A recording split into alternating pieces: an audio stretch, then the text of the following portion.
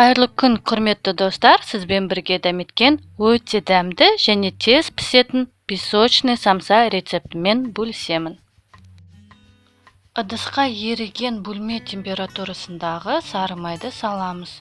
Ұнды електен өткіземіз. Және жұмыртқаның сарысын саламыз.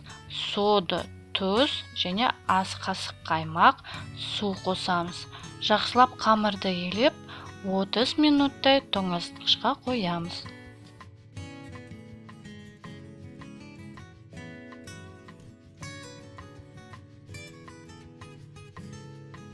Мен қамырды 15 бөлікке бөлдім. Қамыр елеңіз, салмасын салыңыз. Сіздің қалауыңыз бойынша кез келген салма салуға болады.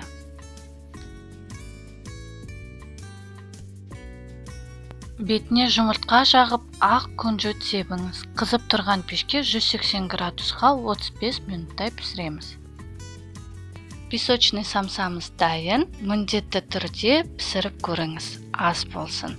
Видеоның соңына дейін қарағаныңызға рахмет. Каналыма тіркеліп, лайк қойыңыз.